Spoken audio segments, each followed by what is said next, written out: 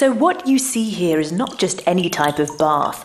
This is a so-called floating shell filled with healing salt water. And now I want to hear from the expert.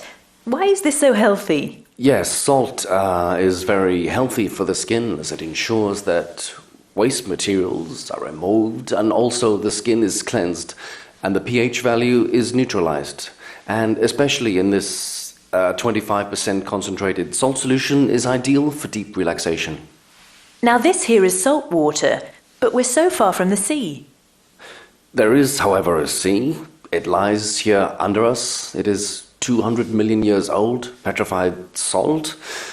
Water has flowed there, and the salt water, which is formed there, the salt solution is still being used today.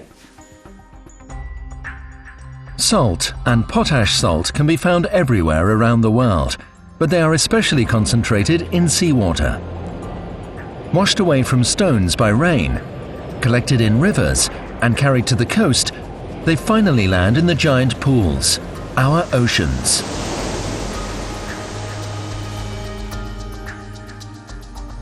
The water evaporates, but the salt remains. In this way, the concentration in the oceans gradually rose to the level we see today. Early in history, humans had already learned to make use of the effect of evaporation. Because of this, they built and are still building salt marshes, in which salt is extracted from seawater. For this, one needs a lot of sun and plenty of patience. As soon as seawater has evaporated, the crystallized salt can be harvested. Even in Germany, salt can be harvested, but this salt originates from an ancient sea.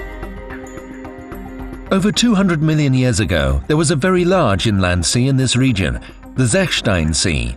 It evaporated completely, and not only once, but many times. Calcium carbonate, gypsum, clay, and dissolved salts remained. Minerals and stone formed multiple layers on top of each other. Today we can collect this rock salt and potash salt, even though it is partly buried under gigantic mountains. One method for this is as ingenious as it is simple. One only needs to reintroduce water to the salt. The crystallized salt dissolves and a salt solution is formed.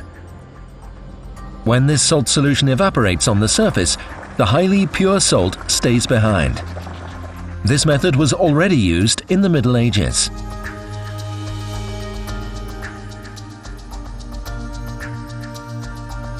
Today, modern technology enables us to extract even deep-set salt layers with the help of so-called borehole brining.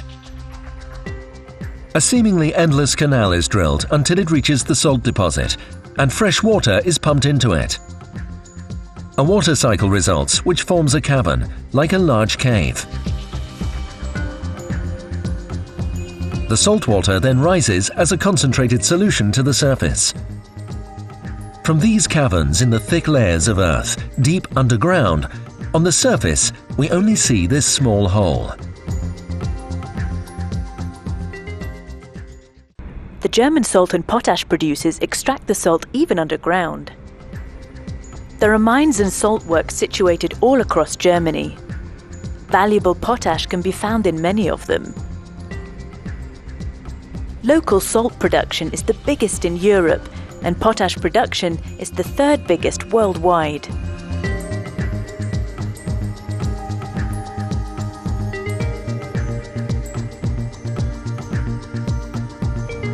Underground mining. This, of course, doesn't mean that you simply go down underground, chip off some salt rocks from the mine wall, and hey presto, that's it.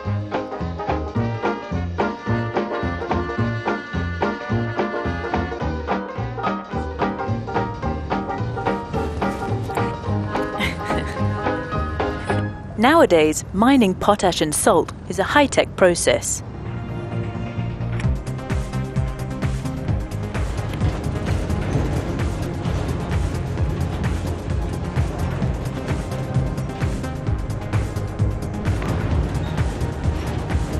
It's incredibly fast too.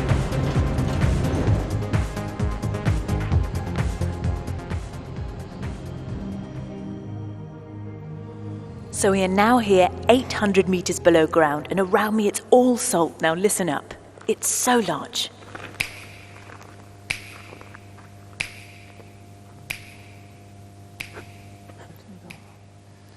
To mine such big amounts of salt, you need something a little different to this pickaxe. Something like this here. This machine is as strong as a Formula One car and extracts around 200 times as much salt as a miner could bring to the surface 50 years ago.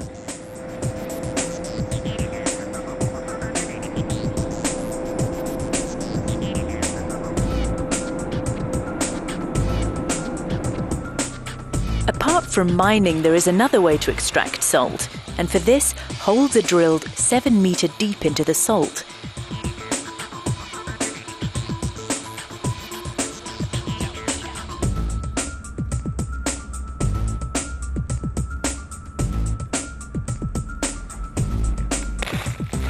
They insert a material, a special granulated explosive. It only works with computer-controlled detonators. Couldn't be much safer. And it's safer to go now.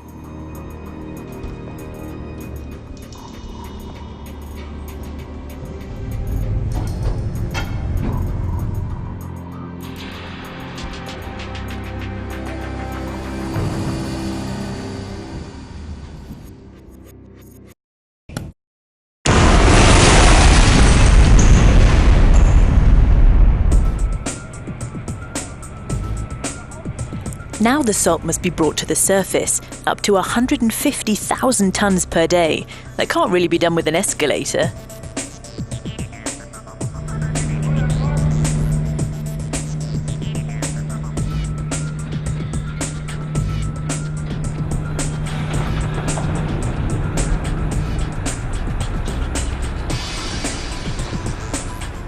If necessary, the salt is then refined, dissolved in water, sieved or ground.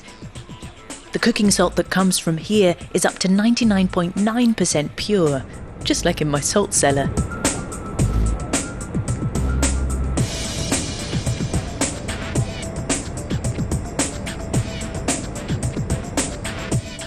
And now these enormous amounts are transported to all those who cherish salt and potash salt.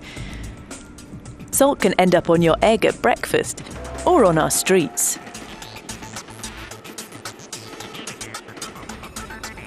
The valuable potash salts are even shipped all around the world in the form of fertilizers.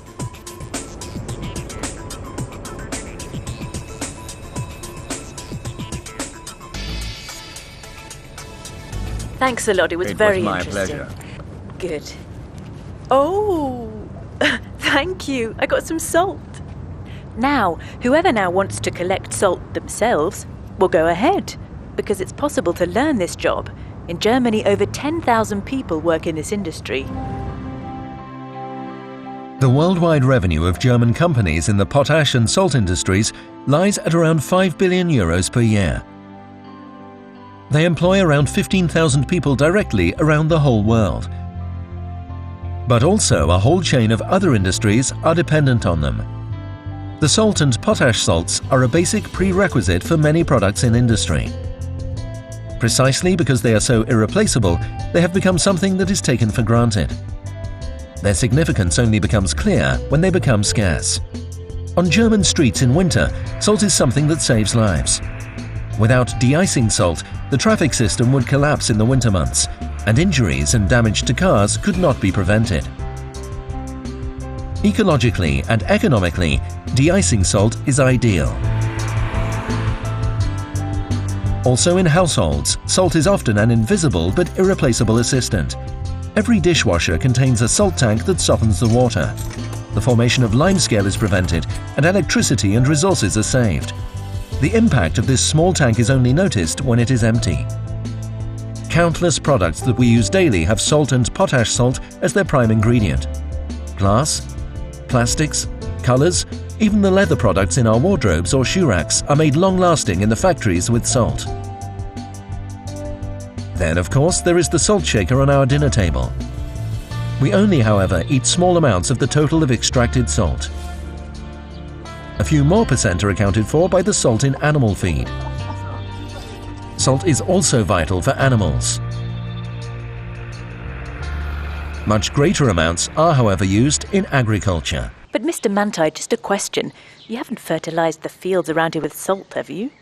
Yes, we have fertilized the field with salt. Of course, not the so-called cooking salt like the consumer knows it, but potassium chloride, so no sodium chloride. And this potassium is required by the plant for its water regulation. This means the take-up of water, the whole cycle is improved. We see advantages in the plant's resistance to cold, and further on, photosynthesis is activated. The extraction of potash salts is known to many people through the big visible heaps you see. These consist mainly of salts that cannot be exploited, mostly sodium chloride, which remain as byproducts from potash extraction. Especially in flat land, they have become a tourist attraction.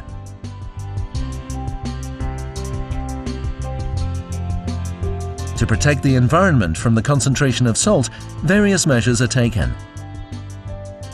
The heaps are sealed off from the ground and rainwater is diverted through drainage systems.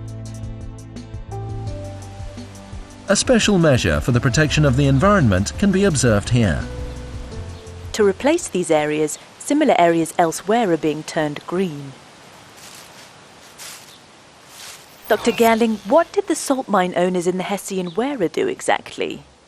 There are various possibilities. We have, for example, already planted fruit orchards or renaturalized other areas. In this case, we asked for advice from specific experts from around here in the region. We also actively collaborated with environmental protection agencies in order to buy this area, this Raya forest. We had it ecologically evaluated, took grubbing measures and dug additional trenches, and now, in the end, a very great project has come from it, which we are able to incorporate into the Nature Park Reden.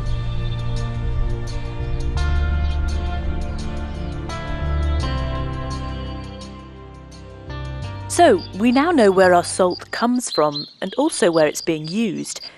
Basically wherever living things are found. Hey, this is mine! Well...